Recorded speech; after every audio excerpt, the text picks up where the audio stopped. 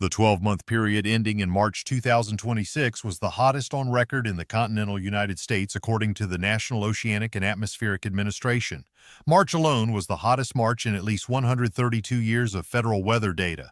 Southern California just broke temperature records with an unseasonable heat wave. Central Park recorded its first 90-degree day earlier than it has in decades, and summer has not even started yet. The North American Electric Reliability Corporation, the organization tasked by the federal government with monitoring the reliability of the American power grid, published its 2025 long-term reliability assessment in January and said that 13 of 23 assessment areas across North America will face resource adequacy challenges within the next 5 years. Their 10-year summer peak demand forecast grew by 69% compared to the previous year's projection. And NIAC's Director of Reliability Assessment said, in plain language, that the system is changing faster than the infrastructure needed to support it. Dr. Mark McNeese, Director of Social and Sustainable Enterprises at Florida State University, told the Daily Upside 2 days ago that the grid cannot support both data center growth and summer peak demand at current capacity. He said the math does not work without massive new build-out, and that assessment was made without factoring in any potential downstream effects from the Iran war, which the IEA has called the largest energy crisis in history. The American power grid is walking into the summer of 2026 with the hottest climate baseline ever recorded, the highest electricity demand growth rate since NERC began tracking in 1995, a data center construction boom consuming power at a rate the grid was never designed to handle, a transformer shortage that has left utilities with depleted inventories and multi-year backlogs, a war in the Middle East that has disrupted 20% of global energy supply, and an active cyber warfare campaign from Iran targeting the programmable logic controllers that run American critical infrastructure, including the power grid itself. And nobody is going to help you when the lights go out. Not the federal government, which is in a shutdown. Not the utility company, which does not have spare transformers, not the state, which does not have the budget, and not the neighbor, because they will be in the dark too. NIAC has been warning for years that the grid is deteriorating and nobody with the power to fix it has listened.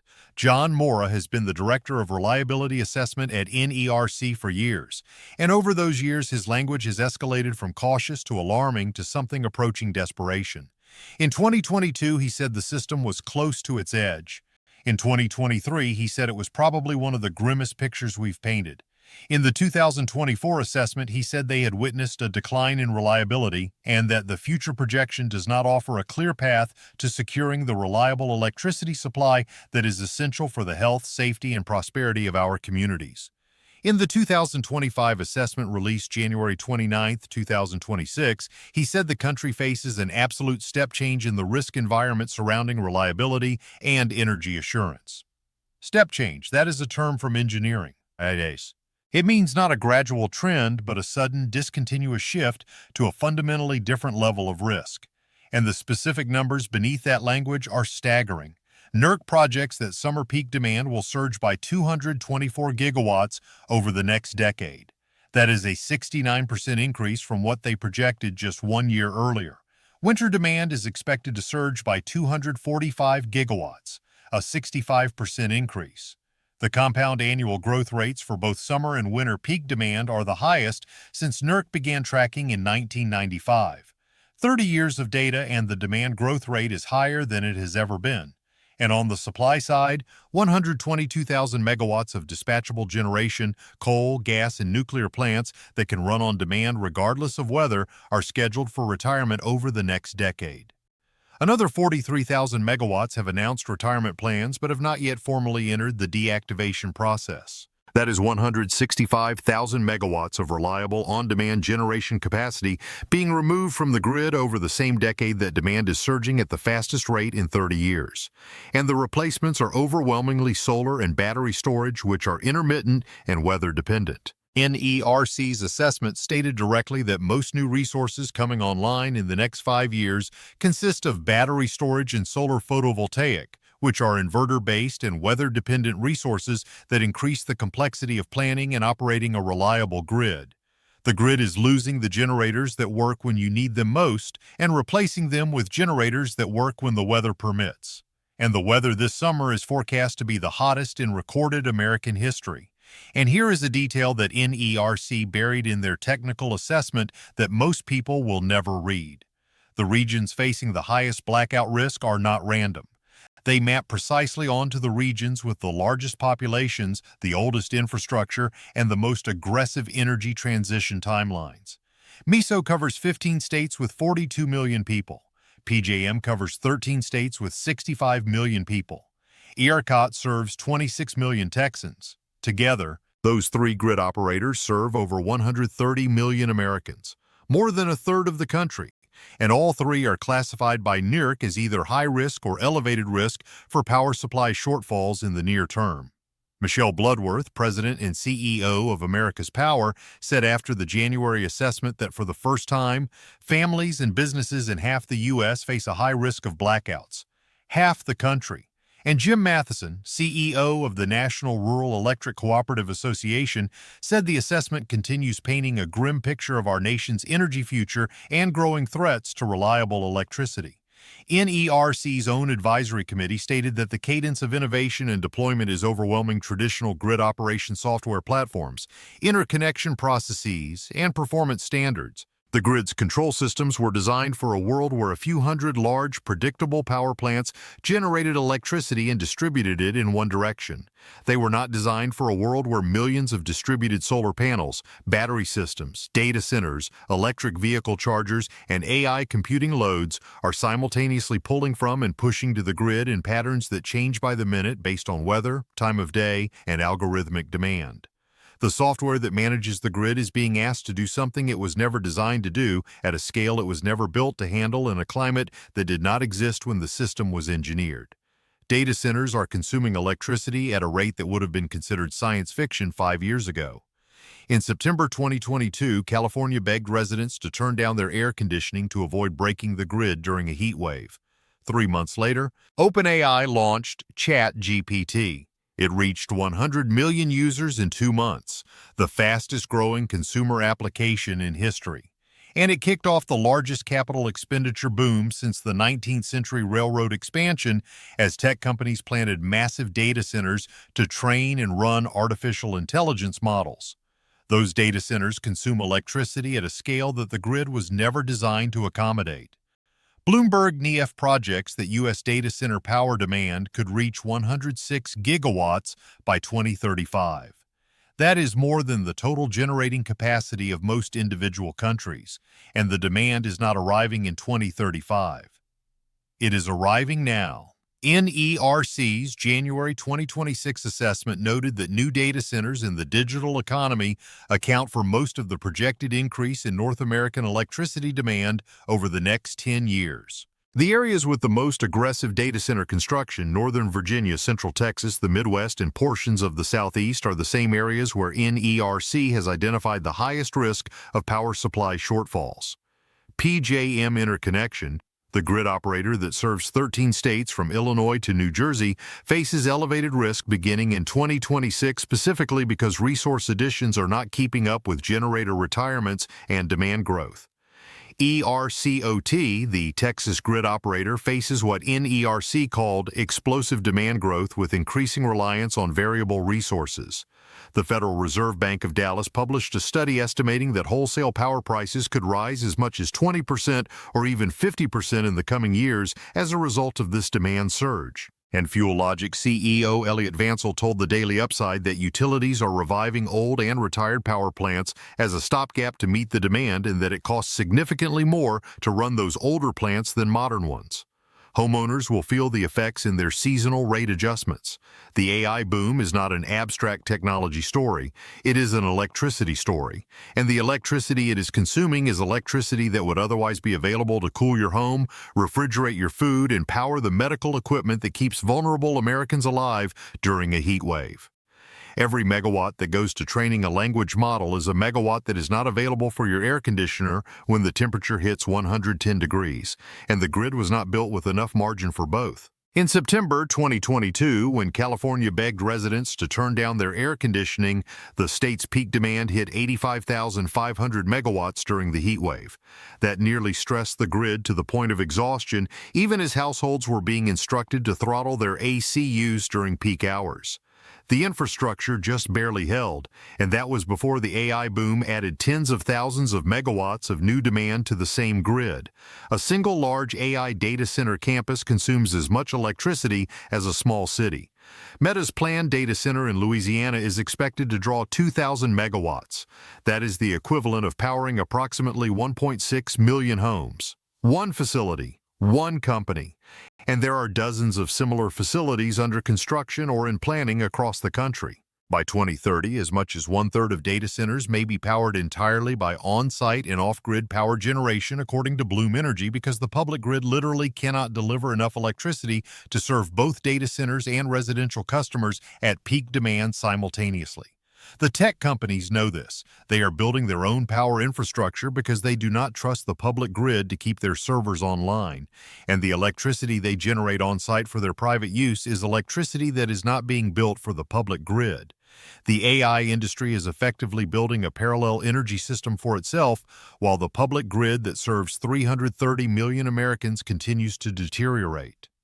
The transformer shortage means that when equipment fails this summer, it will take months or years to replace. When a large power transformer fails, which happens during heat waves because extreme temperatures cause transformers to overheat and sometimes explode, the replacement process is measured in months to years, not days.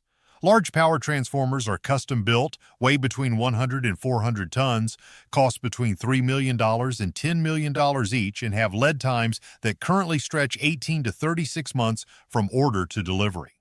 There is no warehouse full of spare transformers waiting to be deployed. The domestic manufacturing capacity for large power transformers in the United States is approximately 60 units per year. The grid requires approximately 2,000 large power transformers in active service at any given time.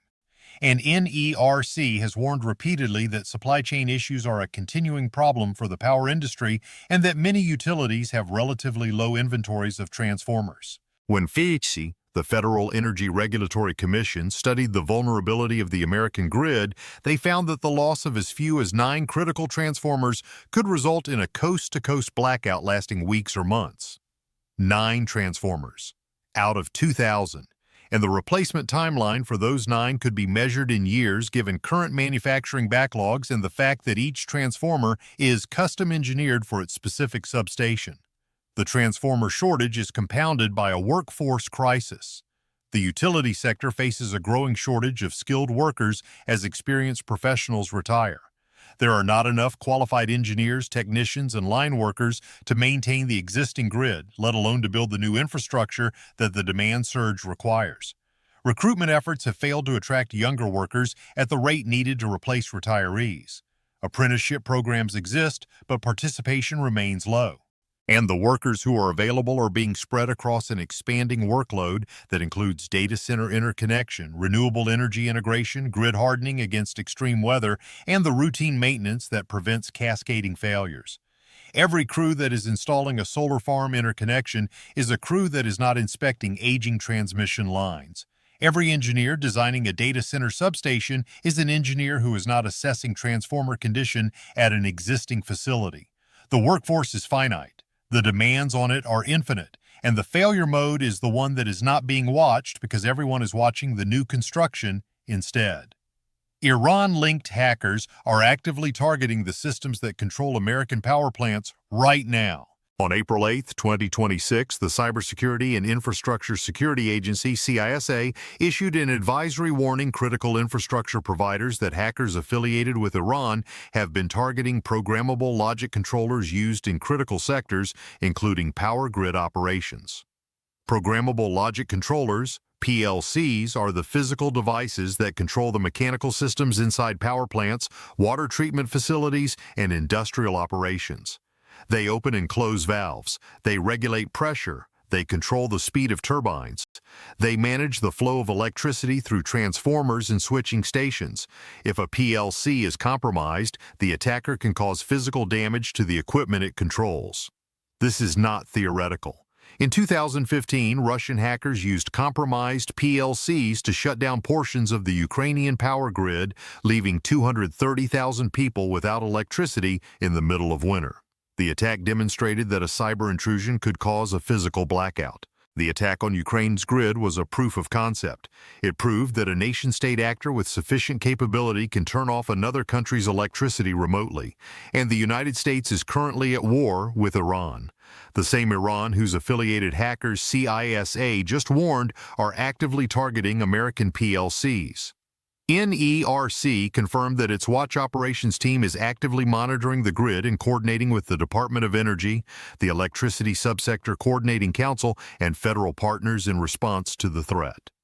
NERC sent a warning to members of the Electricity Information Sharing and Analysis Center, encouraging industry vigilance and the lowering of thresholds for sharing suspicious cyber or physical security activity. The grid is under simultaneous stress from demand, from supply constraints, from extreme weather, from the transformer shortage, from the workforce shortage, and now from a nation-state cyber attack campaign that is targeting the exact systems that prevent cascading failures. The convergence of physical vulnerability and cyber vulnerability during a period of peak demand and extreme heat is the scenario that grid security professionals have described for years as the nightmare case. And it is not a scenario anymore. It is the current threat environment for the summer of 2026, and the vulnerability is not limited to PLCs. Grid-scale battery energy storage systems, which are being deployed as the primary backup for solar-heavy grids, face heightened risk of cyber attack according to a December 2025 analysis. These batteries are internet-connected, remotely managed, and integrated into the grid through software interfaces that were designed for operational convenience, not for wartime cybersecurity. A compromised battery storage system could be instructed to discharge at the wrong time, creating a voltage surge that cascades through the local grid. Or it could be instructed to refuse to discharge during peak demand, eliminating the backup capacity that the grid operator is counting on to prevent a blackout. The cyber threat adds a dimension to the summer blackout risk that is fundamentally different from the physical infrastructure challenges. Physical challenges can be modeled, forecast, and prepared for. Cyber threats are adversarial. They adapt.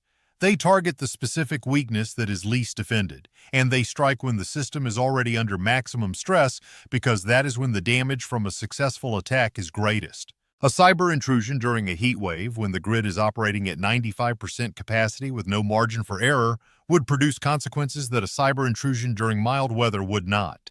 The attacker knows this, and the attacker is a nation-state that is currently at war with the United States and has both the capability and the motivation to demonstrate that the American homeland is not immune from the consequences of that war. National power outages have already surged 150% since 2015, and the doubling is happening in summer. Research by Brian Stone, a professor at the Georgia Institute of Technology who studies urban climate change, documented that power outages in the United States have doubled in the past 5 years. The majority of those outages are happening in the summer, in warm weather. Since 2015, national power outages have surged by over 150%, owing to rising demand and extreme weather amplified by climate change, according to the Federation of American Scientists.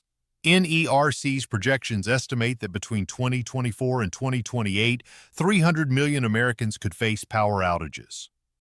300 million.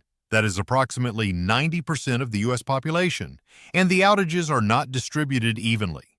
The regions with the highest risk are the regions with the oldest infrastructure, the highest demand growth, the most aggressive coal plant retirements, and the greatest exposure to extreme heat. MISO, the grid operator covering 15 states from Illinois to the Gulf of Mexico, has been classified as high risk by NERC, with energy shortfalls possible during normal peak conditions, not just extreme weather. PJM, covering 13 states from New Jersey to Illinois, faces elevated risk beginning in 2026. ERCOT in Texas faces explosive demand growth. The Southwest Power Pool, covering Oklahoma, Kansas, and surrounding states, faces risk when wind output drops below normal levels during extreme heat. And New England lost 1,400 megawatts of capacity when the Mystic generating station closed.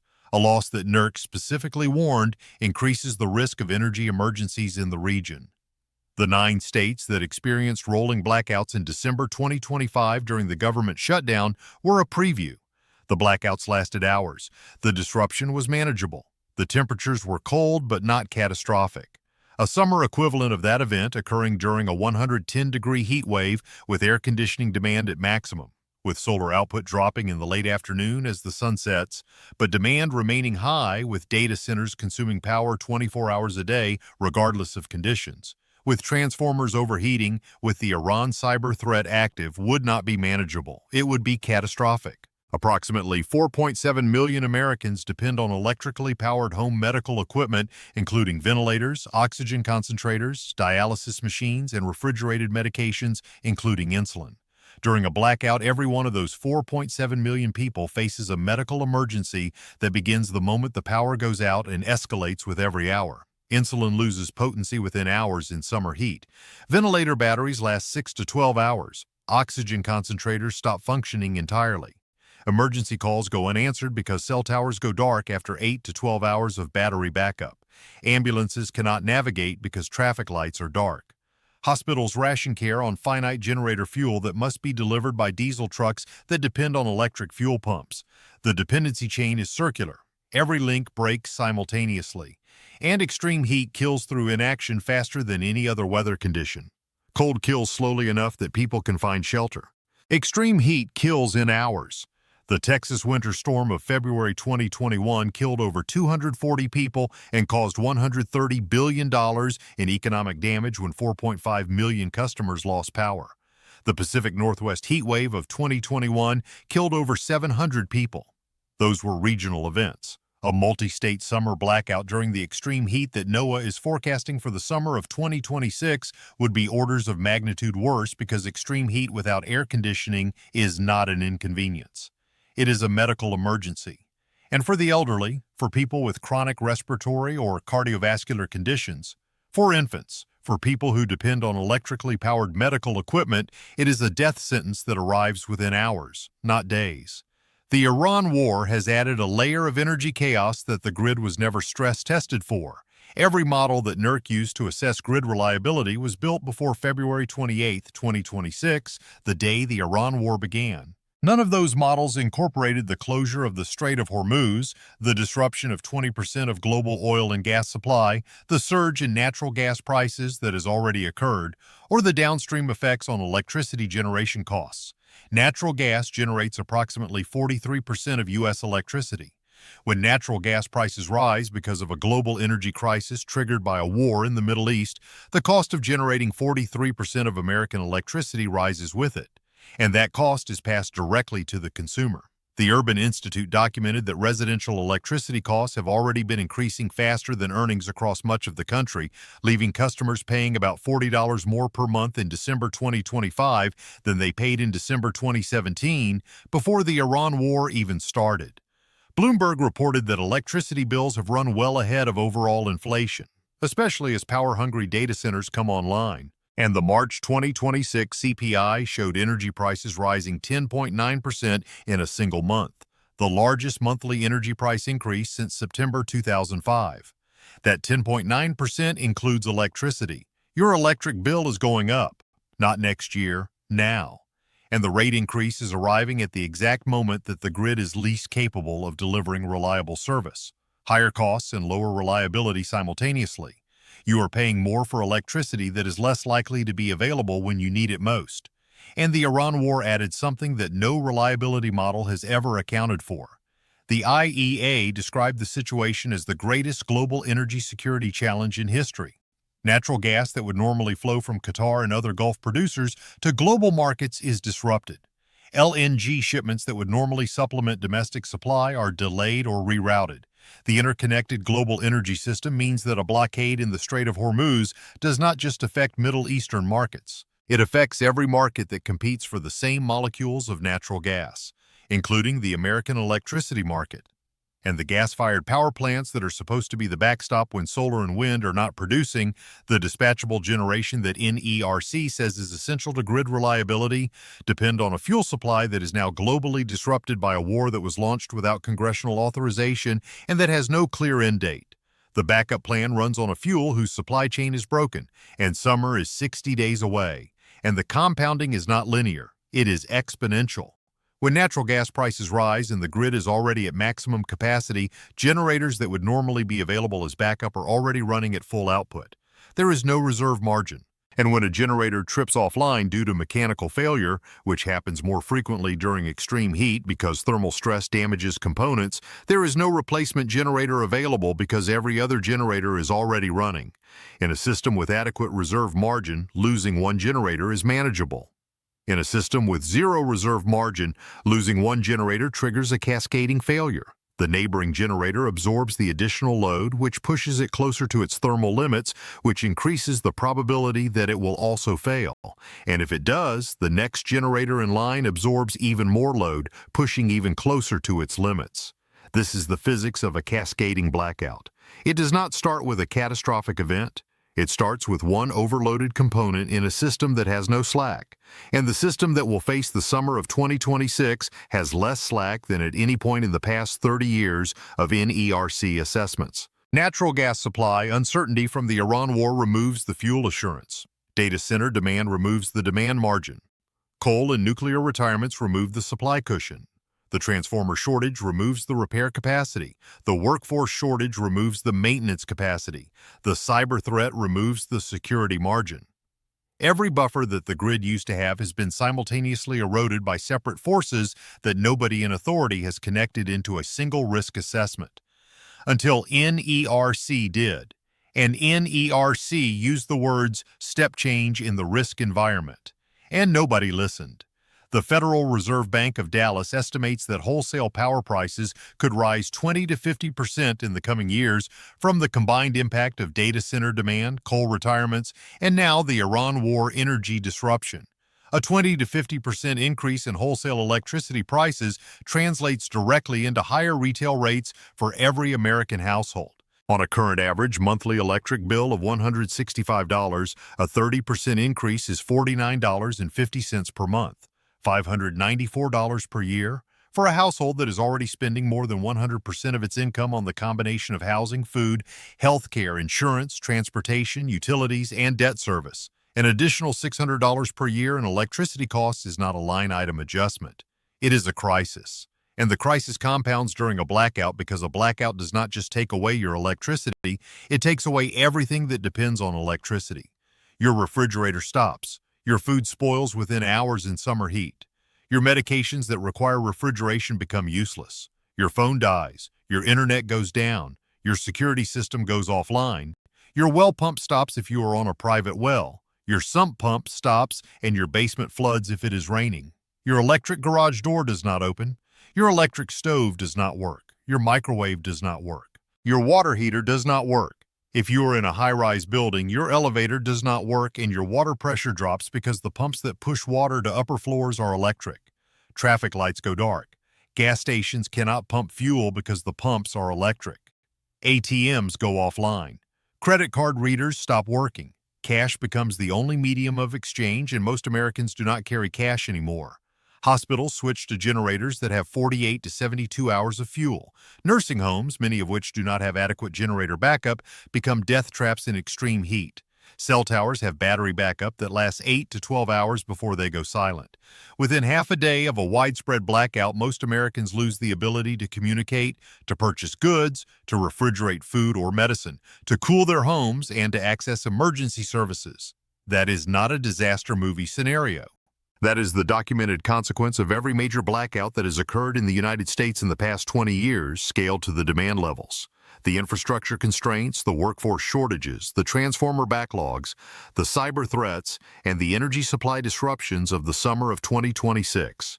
Share this video with every American you know who uses electricity. Because nobody's going to knock on your door and warn you that the grid is at risk. Nobody is going to call you when the transformer at your local substation fails and the replacement is 18 months away. Nobody's going to hand you a generator, fill it with fuel, stock your freezer with ice, or check on your elderly neighbor. Nobody will help you when the lights go out this summer, and the lights have never been closer to going out than they are right now.